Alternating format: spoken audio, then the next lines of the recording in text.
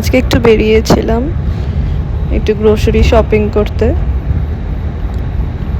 স্পেন্সার্সে গিয়েছিলাম একটু, মাঝে একটু চায়ের দোকানে দাঁড়িয়েছিলাম, সেখানে খুব ভালো মাটির ভাঁড়ে চা দেয়, দারুণ খেতে লাগে।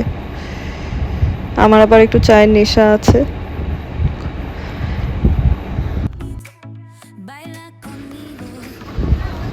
বাজারের লিস্টটা করতেই ভুলে গিয়েছিলাম, ওখানে গিয়েই মনে করে করে যে জিনিসগুলো দেখে দেখে কি নিতে হবে না নিতে হবে দেখে দেখে নিলাম, তাও কিছু জিনিস ভুলে গেছি নিতে।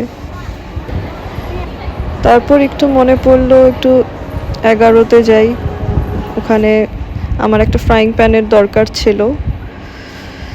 ভালো কালেকশন ওদের, ইলেকট্রনিক্স, কুকওয়্যার সব কিছুই।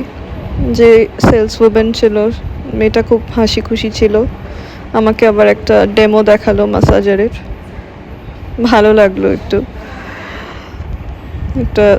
আর একটা ইলেকট্রনিক টুথব্রাশও নিয়েছি, অনেকদিন ধরে ইচ্ছা ছিল, নিলাম, দেখি কিরকম। সেরকম বাজার করিনি।